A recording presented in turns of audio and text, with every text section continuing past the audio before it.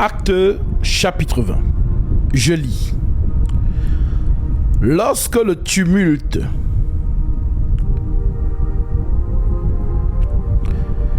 eut cessé, Paul réunit les disciples et après les avoir exhortés, prit congé d'eux.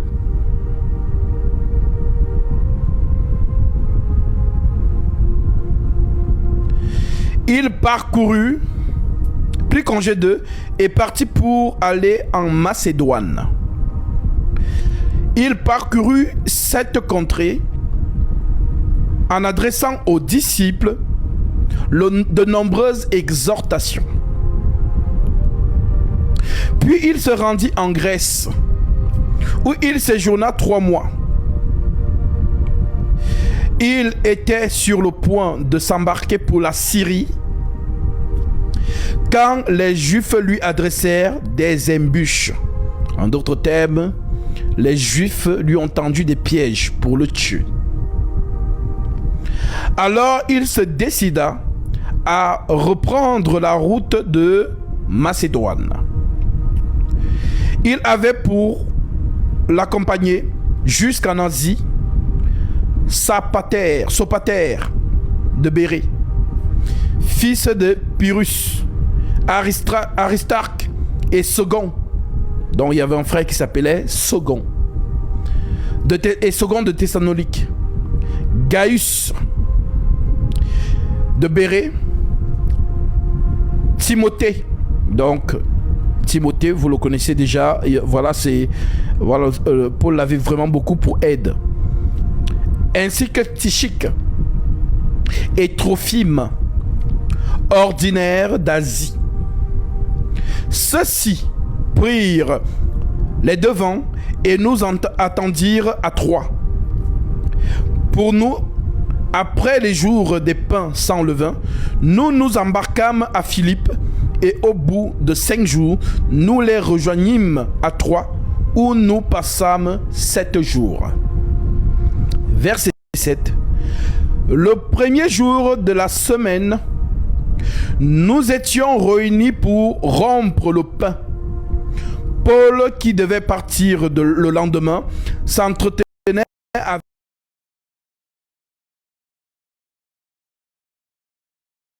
minuit. Il y avait beaucoup de lampes dans la chambre haute où nous étions assemblés. Or, un jeune homme nommé Eutychus, qui était assis sur la fenêtre, s'endormit profondément pendant le long discours de Paul. Entraîné par le sommeil, il tomba du 3e étage en bas et il fut relevé mort. Mais Paul, étant descendu, se pencha sur lui et le prit dans ses bras, en disant: ne vous troublez pas, car son âme est en lui. Quand il fut remonté, il rompit le pain et mangea, et il parla longtemps encore jusqu'au jour, toute la nuit. Après quoi il partit. Le jeune homme fut ramené vivant, et ce fut le sujet d'une grande consolation, dont Paul l'a ressuscité. Verset 13. Pour nous précédâmes Paul sur le navire, et nous fîmes voile pour Assos, où nous étions convenus de la reprendre. Donc c'est qui commande toujours sur Assos là. Voilà, c'est de là que ce nom vient en fait. Lorsqu'il nous eut rejoint à Assos, nous le prîmes à bord, nous allâmes à Mytilène. De là, continuant par la mer, nous arrivâmes le lendemain vis-à-vis de Chios. Le jour suivant, nous cinglâmes vers Samos, et le jour d'après, nous vîmes à Milet. Paul avait résolu de passer devant Éphèse sans s'y arrêter. afin de ne pas perdre de temps en Asie, car il se hâtait pour se trouver, si cela lui était possible, à Jérusalem le jour de la Pentecôte. Verset 17. Cependant, de Milet, Paul envoya chercher à Éphèse les anciens de l'église. C'est ce que je vous dis souvent. Il n'y a plus ce que vous connaissez aujourd'hui comme pasteur, ainsi de suite. Non. Il y a ce qu'on appelle les anciens, selon les apôtres.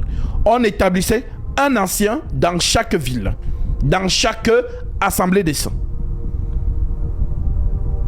Et c'est l'ancien qui réunissait l'assemblée de cette ville pour les exhorter et lire les lettres qu'il recevait de la part des apôtres.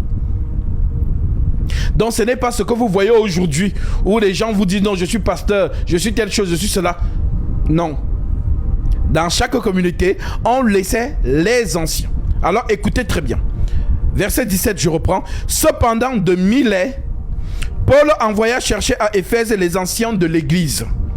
Lorsqu'ils furent arrivés vers lui, il leur dit, écoutez très bien, vous savez de quelle manière depuis le premier jour où je suis entré en Asie, je me suis sans cesse conduit avec vous, servant le Seigneur en toute humilité, avec larmes et au milieu des épreuves, que me suscitaient les embûches des Juifs.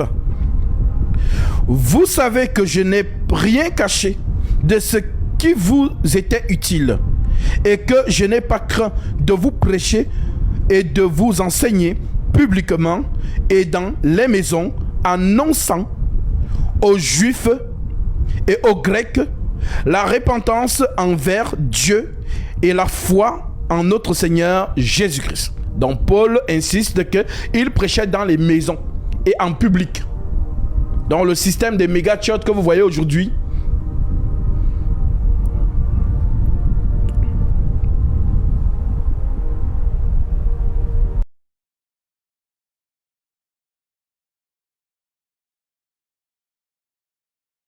vous savez que je n'ai rien caché de ce que vous êtes utile. Vous savez que je ne vous ai rien caché de ce qui vous était utile, et que je n'ai pas craint de vous prêcher et de vous enseigner publiquement et dans les maisons, annonçant aux Juifs et aux Grecs la repentance envers Dieu et la foi en notre Seigneur Jésus-Christ. Verset 22. Et maintenant, voici, lié par l'Esprit, je vais à Jérusalem, ne sachant pas ce qui m'y arrivera. Seulement, de ville en ville, l'Esprit Saint m'avertit que des liens et des tribulations m'attendaient. Donc, l'Esprit Saint avertit Paul, mais celui-ci ne se détourne pas. Vous vous imaginez, vous devez peut-être effectuer un voyage. Et le Saint-Esprit dit qu'en allant dans ce voyage-là, on va t'arrêter là-bas, on va te bastonner, on va te lapider, mais je suis avec toi. Est-ce que tu auras le courage d'aller? Si tu n'es pas enraciné dans le Seigneur, tu n'iras pas. Mais si tu es enraciné dans le Seigneur, écoute ce que Paul dit.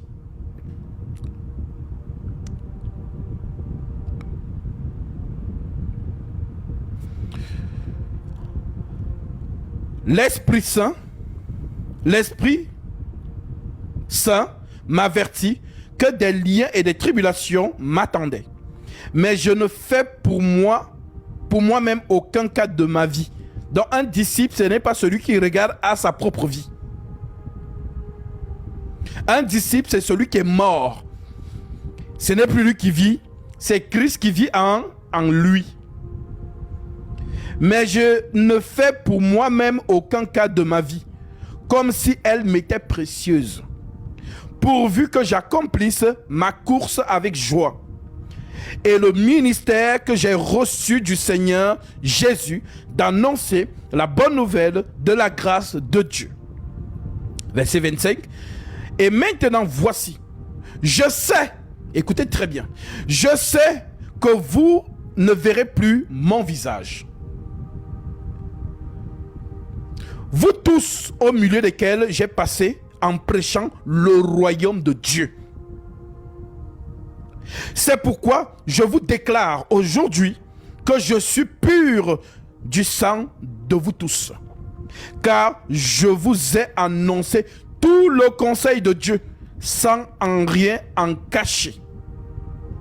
Car je vous ai annoncé tout le conseil de Dieu sans en rien en cacher. Vous retrouvez cela? Ma soeur, tu peux prendre ça? Tite chapitre 1, verset 1. Écoutez bien ce qui va être dit là-bas pour corréler avec ce qu'il dit ici. Il dit qu'il nous a enseigné tout le conseil de Dieu.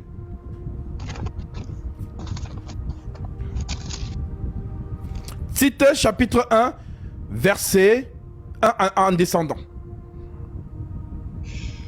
Paul, serviteur de Dieu et apôtre de Jésus-Christ, pour la loi, pour la foi des élus de Dieu et la connaissance de la vérité, qui est selon la piété, lesquels reposent sur l'espérance de la vie éternelle, promise dès les plus anciens temps, par le Dieu qui ne ment point, et qui a manifesté sa parole en son temps, par la prédication qui m'a été confiée, d'après l'ordre de Dieu, notre Sauveur.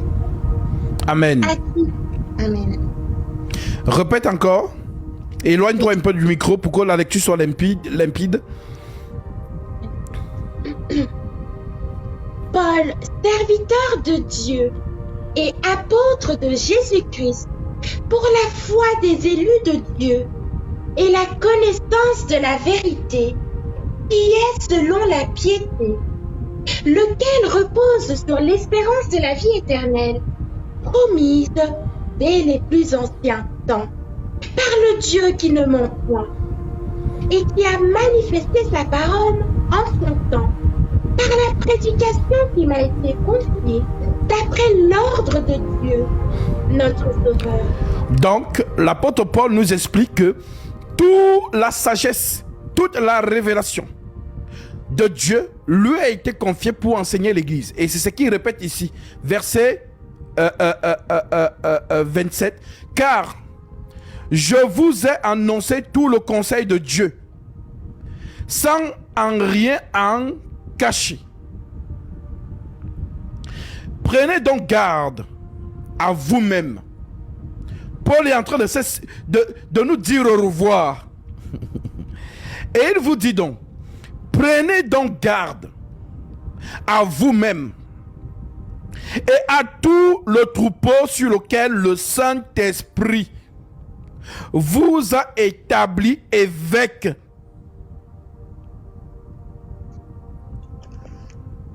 Donc les disciples ayant le don ministériel, parce que l'évêque doit enseigner. Continue la lecture, ma soeur, s'il te plaît. Toujours dans Tite. Donc si quelqu'un vous dit je suis pasteur, voilà, les pasteurs c'était le lot des 5. Les 5 ministères, dont les 12 là, ils ne sont plus là.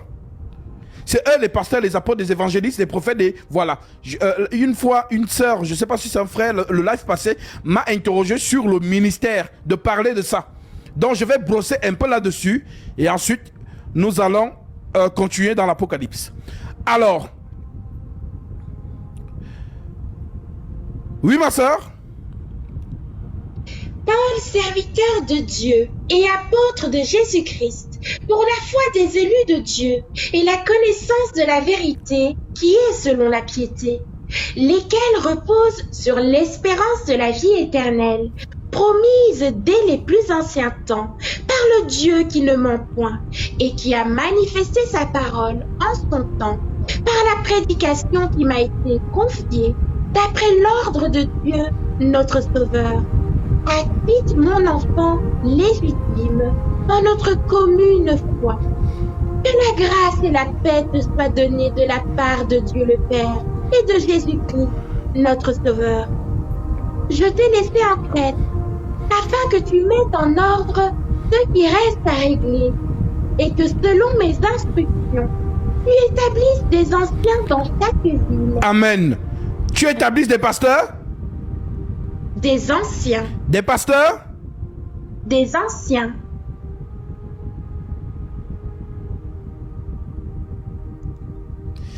Maintenant, c'est qui l'ancien? Continue.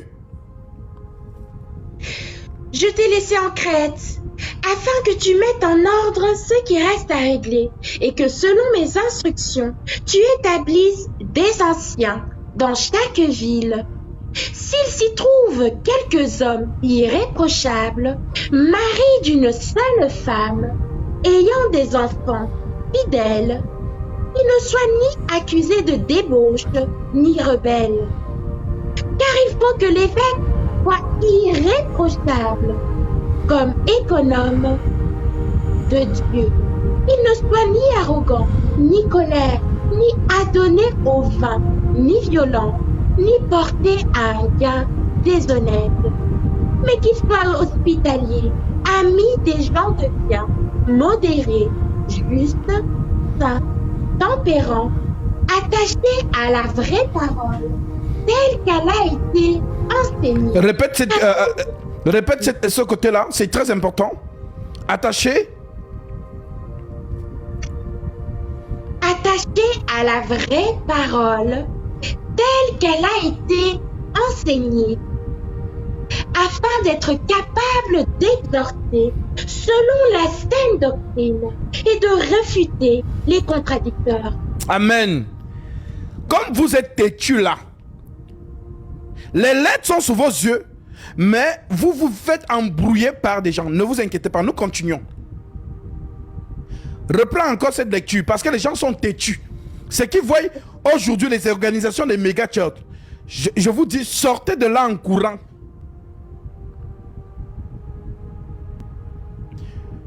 Oui? Adresse et salutations. Paul, serviteur de Dieu et apôtre de Jésus-Christ, pour la foi des élus de Dieu et la connaissance de la vérité, qui est selon la piété, lesquels reposent sur l'espérance de la vie éternelle, promise dès les plus anciens temps par le Dieu qui ne ment point et qui a manifesté sa parole en son temps par la prédication. Il m'a été confié d'après l'ordre de Dieu, notre Sauveur. Attite mon enfant légitime, en notre commune foi, que la grâce et la paix te soient données de la part de Dieu, le Père, et de Jésus-Christ, notre Sauveur. Je t'ai laissé en Crète, afin que tu mettes en ordre ce qui reste à régler, et que selon mes instructions, tu établisses des anciens dans chaque ville. Il s'y trouve quelques hommes irréprochables, maris d'une seule femme, ayant des enfants fidèles, qui ne soient ni accusés de débauche, ni rebelles. Car il faut que l'évêque soit irréprochable, comme économe de Dieu.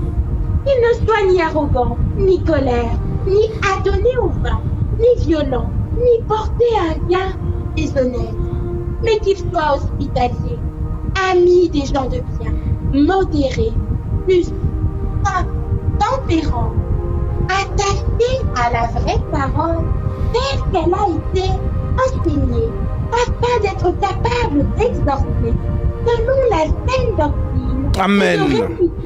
Les contradicteurs. Alléluia.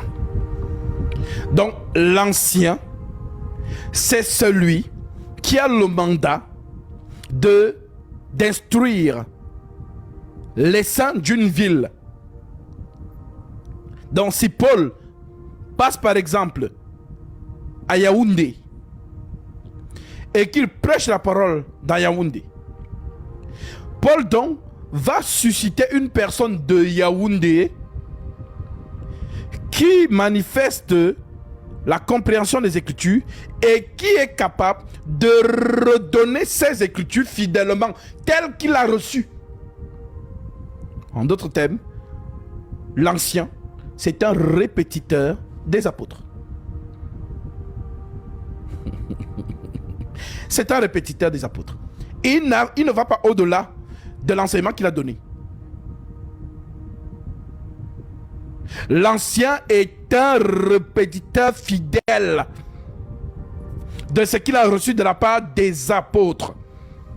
Si dans la lettre qu'il a reçue, c'est écrit « Je ne permets pas à la femme d'enseigner », il dit aussi « La femme n'enseigne pas ». L'ancien ne va pas au-delà. L'ancien ne rajoute pas et n'enlève pas. Mais comme vous êtes têtu, vous vous êtes détourné du modèle de l'église pour suivre ce qu'on appelle aujourd'hui les méga church. Ah, vraiment, franchement, vous êtes dans une confusion totale. La masse part à la perdition sous le regard des gens, mais ils ne savent pas. Alors, en revenant donc dans Acte 20, nous sommes au verset 27. Car je vous ai annoncé tout le conseil de Dieu sans en rien cacher. Prenez donc garde à vous-même et à tout le troupeau sur lequel le Saint-Esprit vous a établi évêque pour paître l'église du Seigneur qu'il s'est acquise par son propre sang. Je sais qu'il s'introduira parmi vous après mon départ. Les loups cruels qui n'épargneront pas le troupeau et qui se lèvera du milieu de vous des hommes qui enseignent des choses pernicieuses pour entraîner les disciples après eux. Veillez donc, vous souvenant que durant 3 années, je n'ai cessé nuit et jour d'exhorter avec des larmes chacun de vous. Et maintenant, je vous recommande à Dieu et à la parole de sa grâce. J'ai fait ma part. Maintenant que je quitte la scène, je vous recommande à Dieu, le Saint-Esprit. C'est lui qui veille sur vous. Mais il a prophétisé. Je sais qu'après mon départ, il y aura des loups cruels qui vont s'infiltrer pour amener les disciples après eux. Alors oui, voilà pourquoi. Depuis que les apôtres ont quitté la scène, et depuis que leurs disciples les plus proches, Timothée, Jude, et tous les disciples qui sont cités dans les saintes lettres et les épîtres, je m'arrête à leur message. Donc les lettres que vous avez jusqu'à la dernière lettre de Jude, ne recevez rien après ça. Le système papal s'est introduit des loups cruels. Ils ont apporté leur doctrine qui contredisent les lettres. Dans quelle lettre vous avez vu qu'on priait Marie? Dans quelle lettre vous avez vu qu'on baptisait les bébés? Dans quelle lettre on vous demandait de prier les saints qui sont morts? Dans quelle lettre on vous disait de faire des statuettes?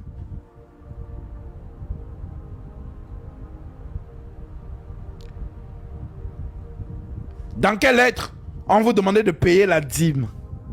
Dans quelle lettre? Donnez-nous la lettre, on va dire.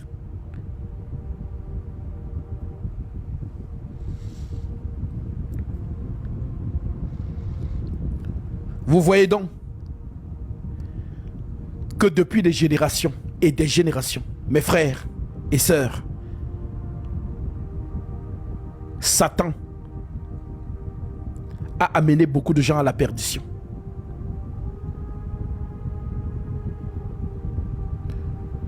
Depuis que les apôtres ont quitté la scène, Satan a amené les gens à la perdition. Satan a détourné des masses humaines, des foules humaines, des âmes perdues parce qu'ils ne sont pas restés fidèles aux lettres qu'ils ont reçues de la part des apôtres dans chaque assemblée.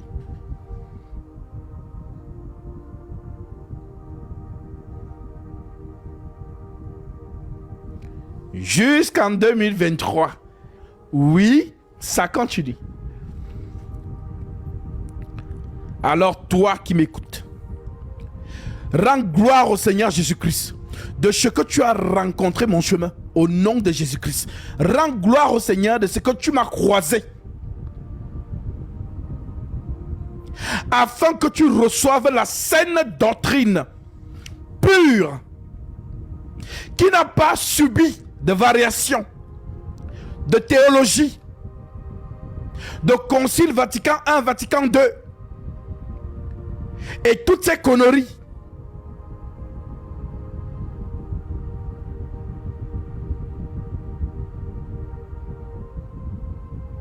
Alors que Dieu vous encourage, car c'est ce qu'il dit.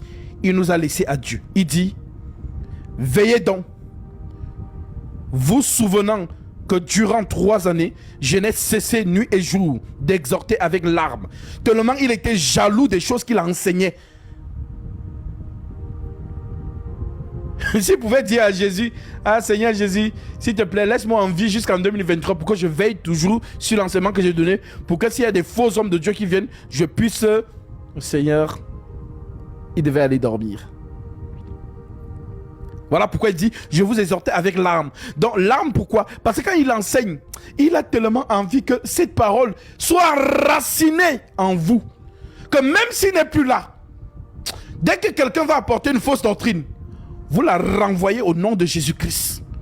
Et vous restez fidèle à ce que Paul vous a enseigné et les apôtres.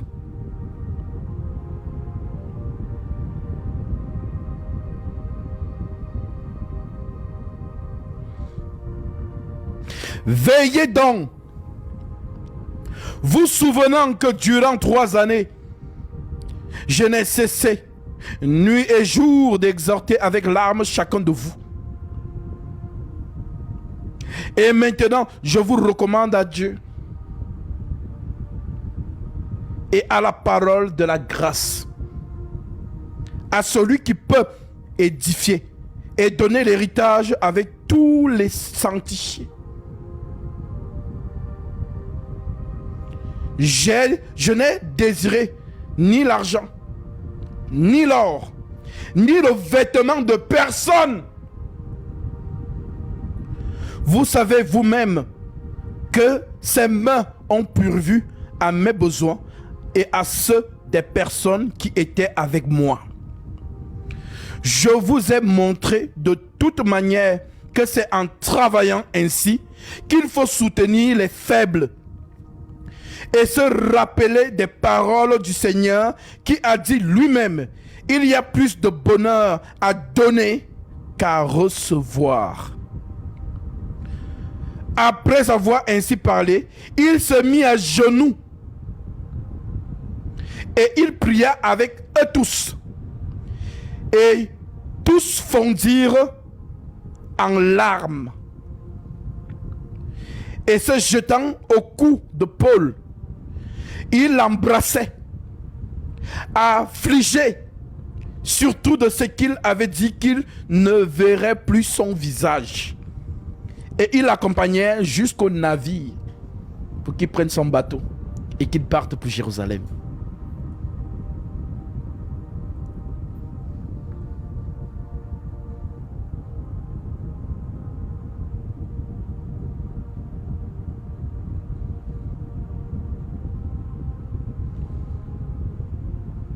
Alors mes frères, si l'ennemi a fait couler de l'encre depuis que les apôtres sont partis, je t'en prie, pour ton âme, veille sur toi-même. Reste fidèle à ce que tu as reçu des apôtres et non pas de quelqu'un d'autre. Tu as les lettres avec toi. Elles sont là.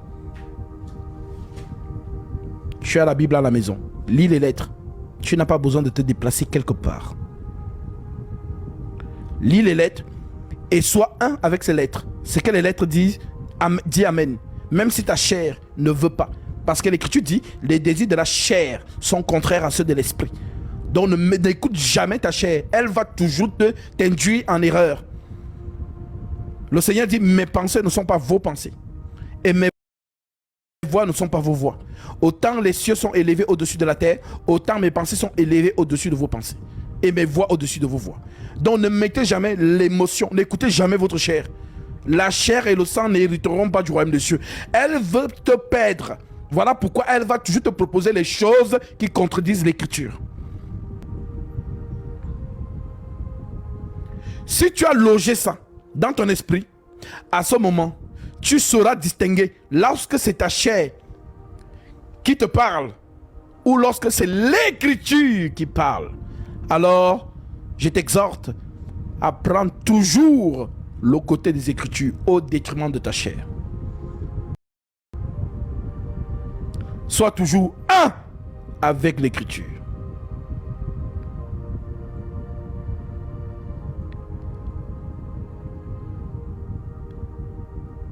Jean 17, verset 1, ma sœur. Écoutez, en ce qui concerne sa prière, de la manière dont Paul a prié, pour que vous restez unis dans l'enseignement qu'ils vous ont donné.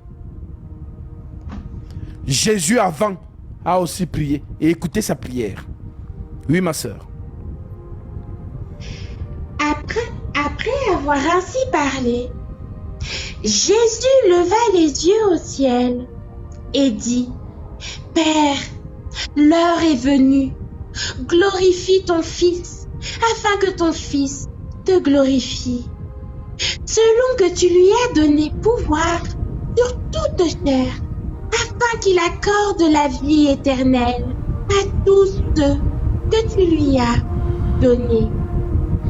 Or, la vie éternelle, c'est qu'ils te connaissent, toi, le seul vrai Dieu, et celui que tu as envoyé, Jésus-Christ. Je t'ai glorifié sur la terre. J'ai achevé l'œuvre que tu m'as donné à faire. Et maintenant, toi, Père, glorifie-moi auprès de toi-même, de la gloire que j'avais auprès de toi, avant que le monde.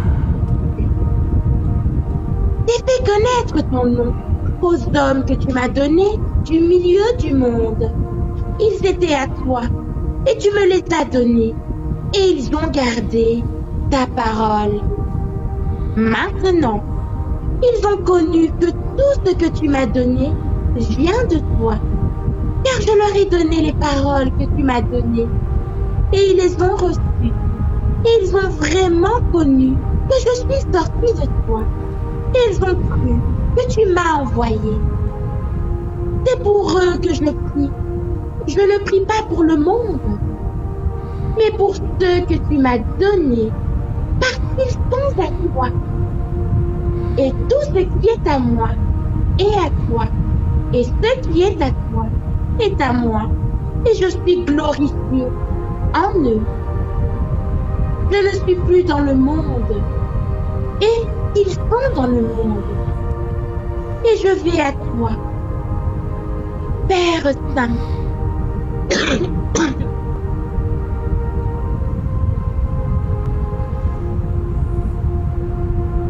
Père Saint, garde en ton nom ceux que tu m'as donnés, afin qu'ils soient un comme nous. Lorsque j'étais avec eux dans le monde, je les regardais en ton nom. J'ai gardé ceux que tu m'as donnés, et aucun d'eux ne s'est perdu. Sinon le fils de perdition, afin que l'écriture fût accomplie. Et maintenant, je vais à toi, et je dis ces choses dans le monde, afin qu'ils aient en eux ma joie parfaite. Je leur ai donné ta parole, et le monde les a haïs, parce qu'ils ne sont pas du monde, comme moi je ne suis pas du monde. Je ne te prie pas de les ôter du monde, mais de les préserver du mal. Ils ne sont pas du monde, comme moi je ne suis pas du monde. Sanctifie-les par ta vérité. Ta parole est la vérité. Quand tu m'as envoyé dans le monde, je les ai aussi envoyés dans le monde. Et je me sanctifie moi-même pour eux, afin qu'eux aussi soient sanctifiés par la vérité. Ce n'est pas pour eux seulement que je prie, mais encore pour ceux qui croiront en moi, par leur parole, afin que tous soient un, comme toi, Père, tu es en moi, et comme je suis en toi, afin qu'eux aussi soient un en nous, pour que le monde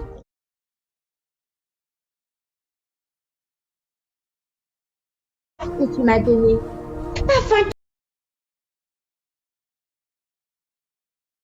moi en eux et toi en moi, afin qu'ils soient parfaitement un, et que le monde connaisse que tu m'as envoyé, et que tu les as aimés comme tu m'as aimé. Père, je veux que là où je suis, ce que tu m'as donné soit aussi avec moi, afin qu'ils voient ma gloire, la gloire que tu m'as donnée, parce que tu m'as aimé avant la fondation du monde.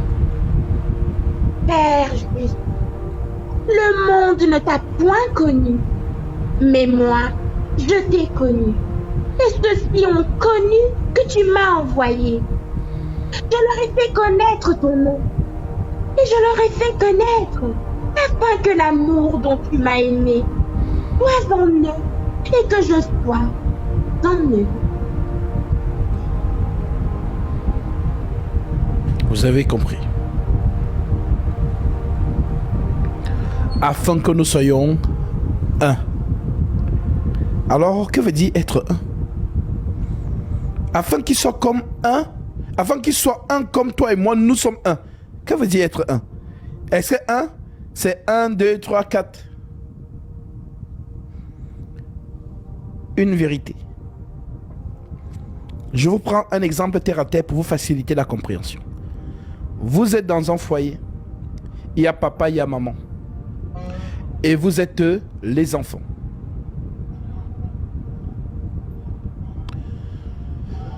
Maintenant, ton micro, la sœur Laetitia. Maintenant, le père de cette maison donne une instruction dans cette demeure en disant que tous les enfants de ma maison soient tous à la maison à 18h, 1 minute.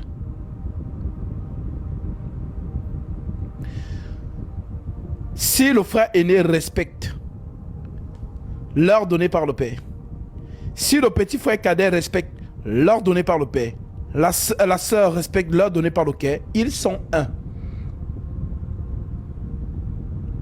Mais si un arrive à 19h, à 18h02, 18h03, 18h04, ils ne sont pas un. Celui qui est un avec le père, c'est celui qui a fait exactement ce que le père a dit. Être un, c'est ça. Confesser la même parole. Ma sœur, tu peux nous lire Matthieu 7, verset 21. Oui.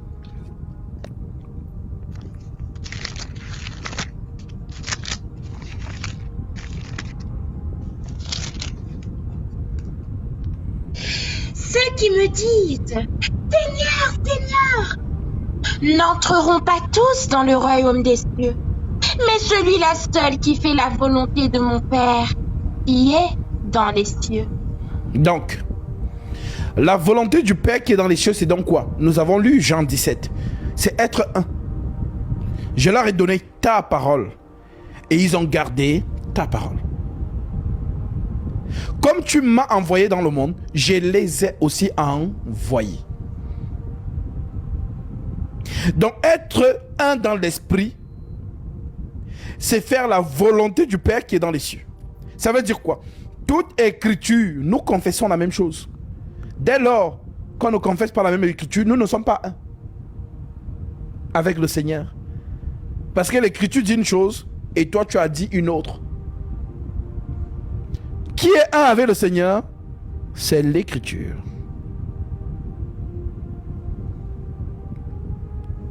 J'espère que vous avez compris. Maintenant, ma soeur, tu peux nous prendre Philippiens 2, à partir du verset 1. Oui.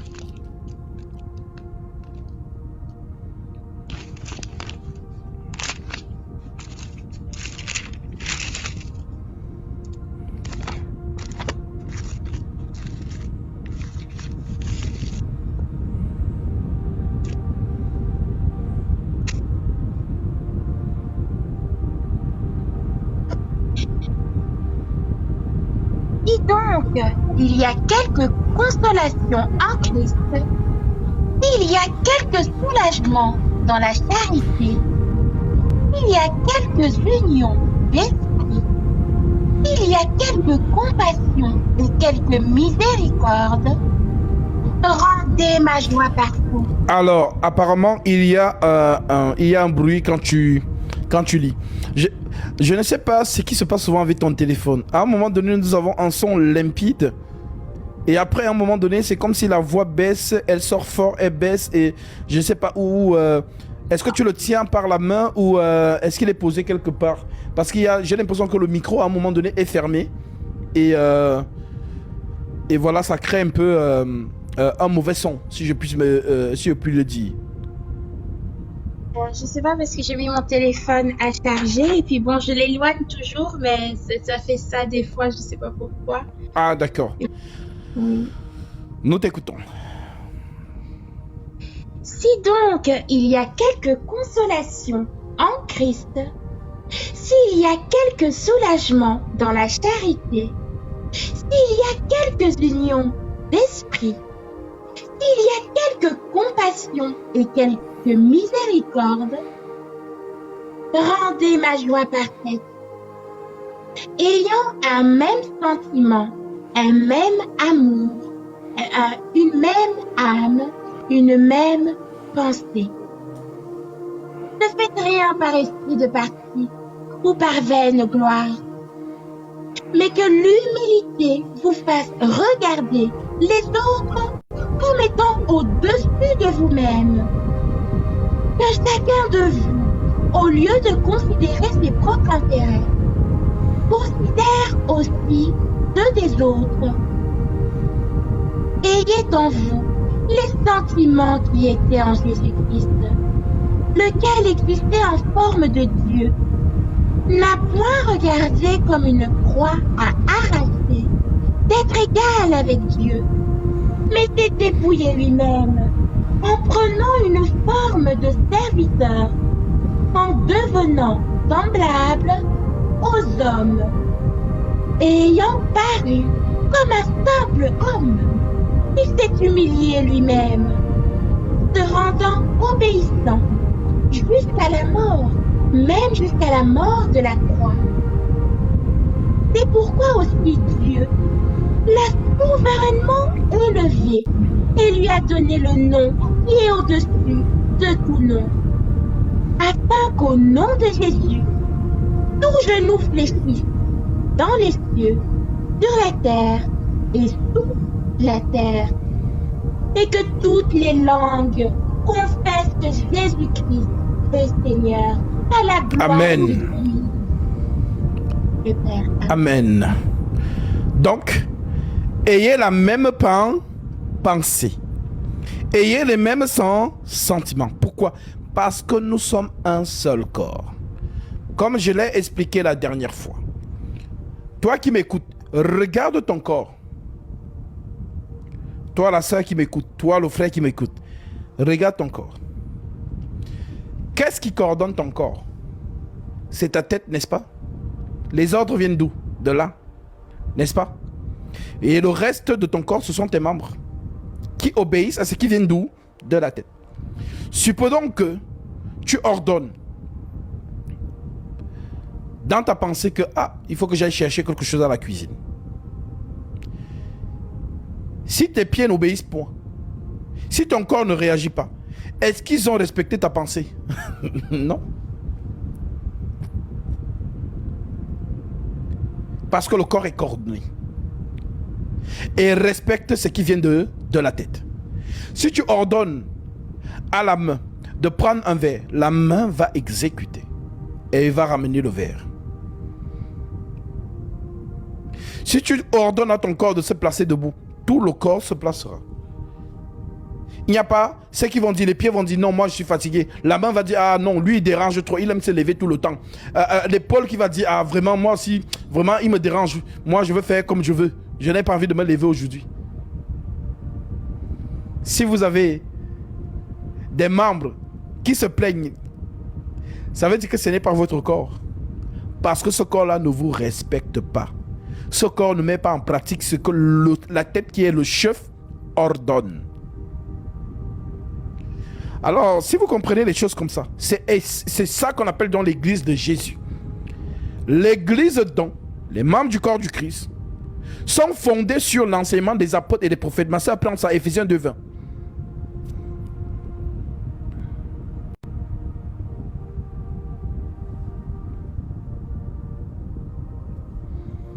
Éphésiens 2:20, ton micro.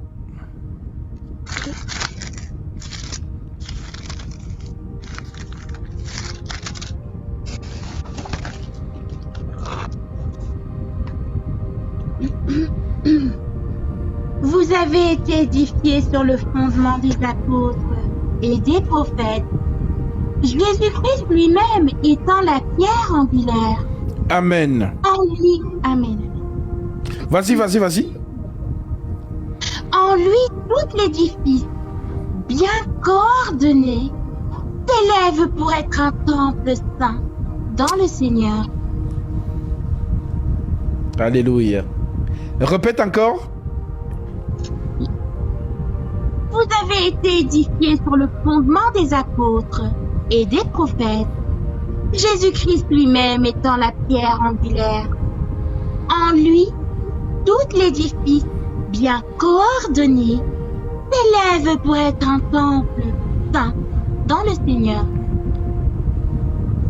Vous avez compris? Donc, c'est un corps.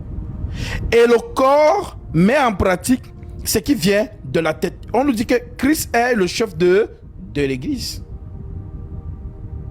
Donc, ce que les apôtres ont enseigné là vient du Christ. Voilà pourquoi ils recommandent, Jean 17 que nous avons lu, verset 20, je ne prie pas seulement pour eux, mais encore pour tous ceux qui croiront en moi à travers leurs paroles. Donc, les apôtres sont des vases par lesquels l'Esprit parle. Donc, tout ce qu'ils nous ont appris sur le fondement, nous le mettons en pratique. Donc, quiconque est de l'église de Jésus met en pratique les lettres de ce qu'il a reçu des enseignements. Oui, ma soeur, 2 Thessaloniciens 2:15. Écoutez ce qu'ils disent.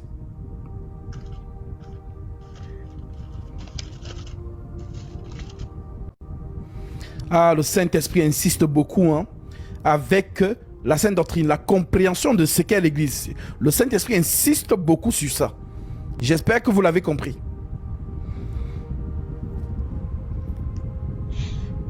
Ainsi donc, frères, demeurez fermes et retenez les instructions que vous avez reçues, soit par notre parole, soit par notre lettre. Alléluia.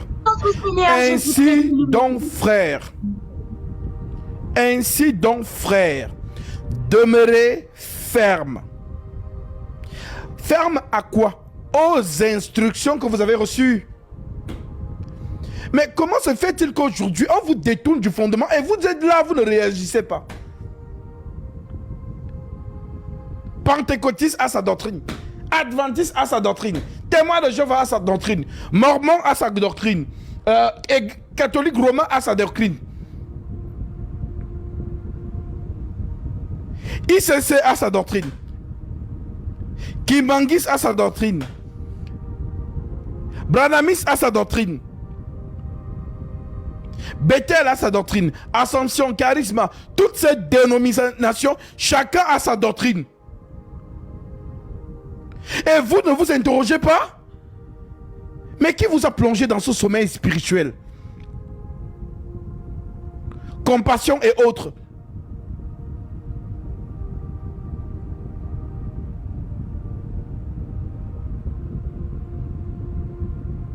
Qui vous a plongé dans ce sommeil spirituel? Pourquoi vous ne vous réveillez pas?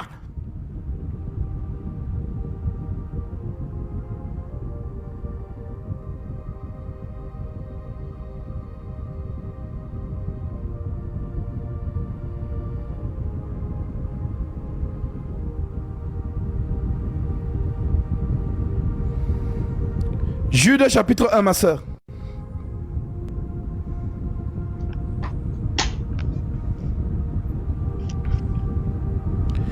Jude, dernière lettre, dernière épître. À partir du verset...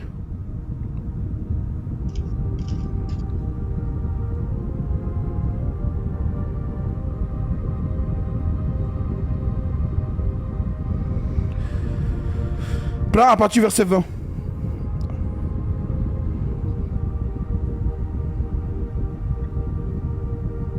Pour vous, bien-aimés, vous édifiant vous-même sur votre sainte foi et priant par le Saint-Esprit. Maintenant, vous, dans l'amour, maintenez-vous ou maintenez-vous. Maintenez-vous dans l'amour de Dieu, en attendant la miséricorde de notre Seigneur Jésus-Christ pour la vie éternelle. Reprenez les uns, ceux qui contestent, sauvez-en d'autres en les arrachant du feu. Et pour d'autres encore, ayez une pitié mêlée de crainte, haïssant jusqu'à la tunique souillée par la chair. Or, à celui qui peut vous préserver de toute chute et vous faire paraître devant sa gloire irrépréhensible et dans l'allégresse, à Dieu seul, notre Sauveur, par Jésus-Christ, notre Seigneur, soit la gloire, majesté, force, puissance, avant tous les temps et maintenant et dans tous les siècles. Amen. Amen. Maintenant, prends en Corinthiens chapitre 1 verset 10. Donc, Jude ici nous dit de sauver les autres en les arrachant du feu. Donc les têtus, celles qui sont têtues et les gens qui sont têtus là.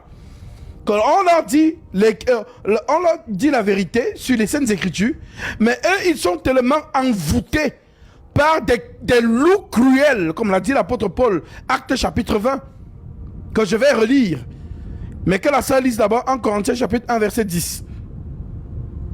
Je vous exhorte, frères, par le nom de notre Seigneur Jésus-Christ, à tenir tous un même langage, et à ne point avoir de division parmi vous, mais à être parfaitement unis dans un même esprit et dans un même sentiment. Car mes frères, j'ai appris à votre sujet par les gens de Chloé qu'il y a des disputes au milieu de vous. Je veux dire que chacun de vous parle ainsi. Moi je suis de Paul, et moi d'Apollos, et moi de Céphas, et moi de Christ. Amen.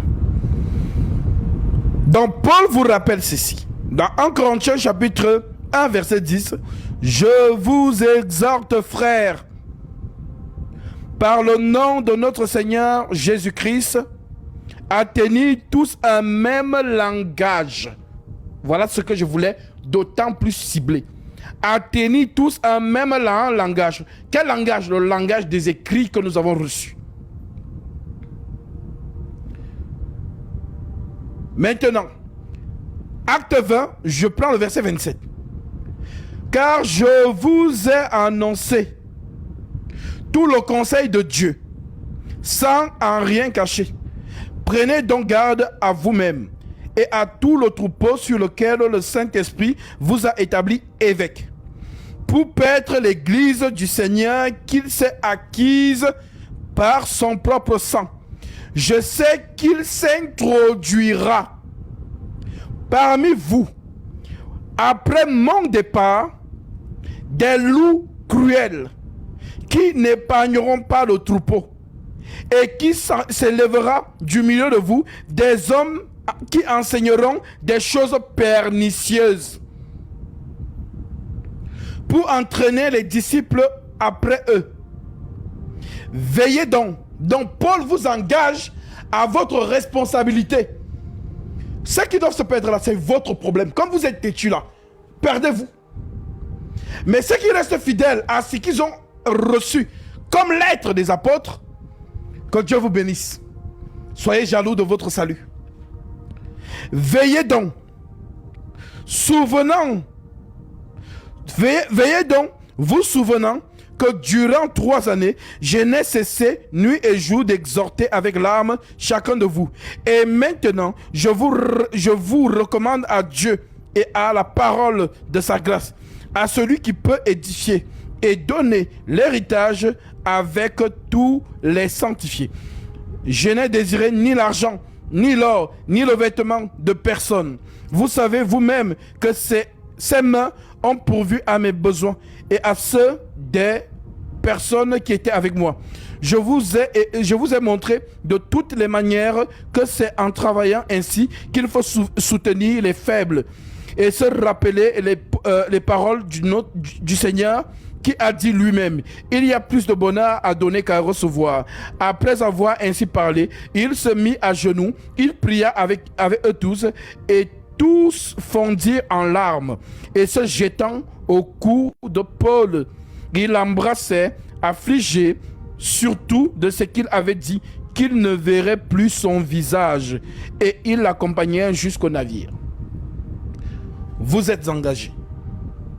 Comme vous avez pris l'écriture, vous me avez mis de côté pour suivre les mouvements des églises réveillées ou du système papal, où on suscite vos émotions.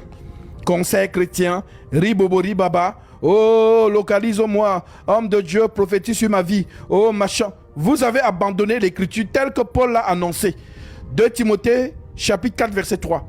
Car il arrivera un temps où les hommes ne supporteront pas la saine doctrine, mais ayant la démangeaison d'entendre les choses agréables, ils se donneront une foule de docteurs, en d'autres termes d'enseignants, se détourneront de la vérité et se tourneront vers les fables. Et ils ne supporteront pas la saine doctrine. Ils ne supporteront pas la saine doctrine.